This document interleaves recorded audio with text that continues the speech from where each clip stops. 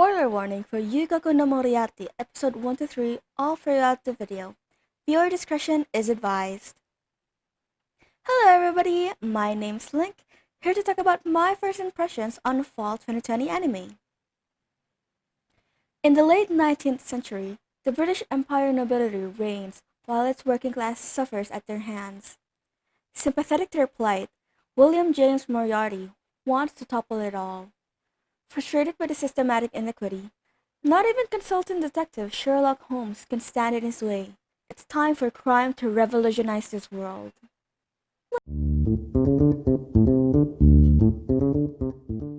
So I would just like to state this as early as possible, but I haven't read the original novel before. And it helped me get some insight to how the anime differed from the novel. Aside from the obvious, of course, that Moriarty is the protagonist now. But do take this with a grain of salt. There's a possibility that you remembered wrong from what you read, or that I remembered wrong from when we were having a casual conversation about this.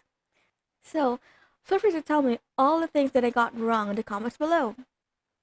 Personally, I was hyped for this because I love retellings from the villain's point of view.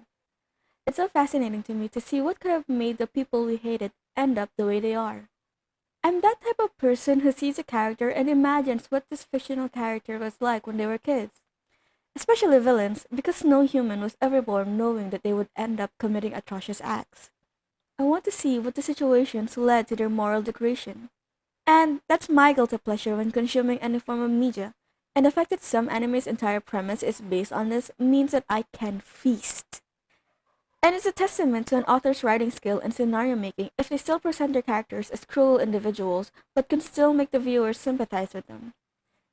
Though, I do think Moriarty allows for a lot of leeway because unlike, say, Oda Nobunaga, who is a real-life person with human flaws and a fair amount of good deeds, Moriarty was simply a fictional character specifically made to be a foil to the unflappable great detective Sherlock Holmes. Yes, I don't know who needs to hear this out there, but Sherlock Holmes was fiction. While some characters in the book as well as some events were inspired by real life, Sherlock Holmes was absolutely fake. It's really easy to make up a perfect backstory to a character that wasn't anything more than to be the protagonist but evil. Moriarty exists so that someone can finally challenge Sherlock and put an end to the novel by being the only one capable of actually killing the protagonist. So that's a bit of where my friend and I had our gripe. My friend told me about how Moriarty was seriously nothing more than another commoner teaching math at some university. And we both agreed that it would have been more impactful for the story that's basically Eat the Rich, the anime, to have a protagonist that's one with the masses.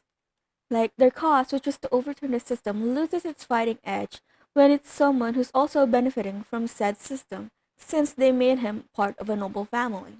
Though thankfully, with their backstory explained in episode 2 and 3, I'm happy that Moriarty was never a noble blood to begin with, and the fact that a so-called lower class managed to sneak in to pass off as a model noble, like some sort of wolf in sheep's clothing, gives me like a vague sense of smugness. How nobles would scoff at the lower class, when in reality there's nothing different from them but birthright, and even that can be forcibly taken away. Not to my surprise, but still plenty to my delight. The show uses my favorite kind of puzzle-like mystery, with Moriarty managing to sniff out episode 1's antagonist, not unlike the genius detective would.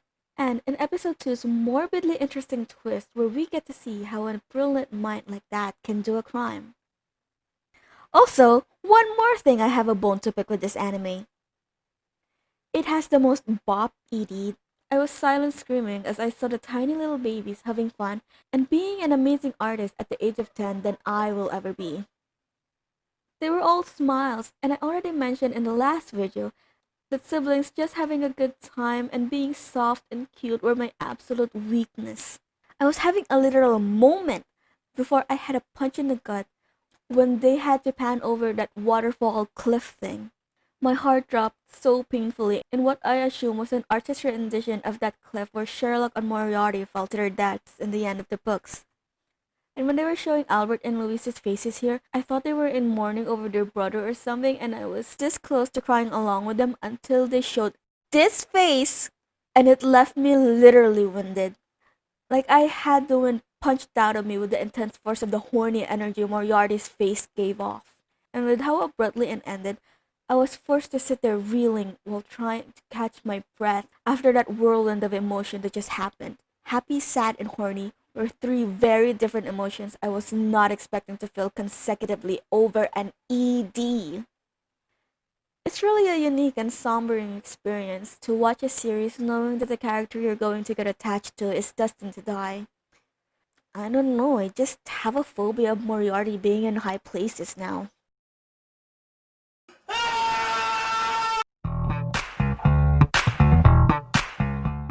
With how complex the characters like Moriarty and his brothers are bound to be with just the role of who they are, I can't say that the antagonists are given the same treatment. So far, all the antagonists are way too easy to dislike. From a child murderer to episode 1, to something even worse in episode 2. A child. There is only one thing worse than a rapist. Boom. A child. No. They're also evil with no redeeming qualities at all. You're really relishing in these people to just die. Even though I had expected the prospect of murder to be their tool of significance, and while I'm expecting it to happen a lot throughout the series, to keep striking it at such distinct subjects will end up making it dull too. I would want Moriarty to have a morally gray antagonist to face. Someone much like him who's only done horrible things for the sake of something that they believed is good.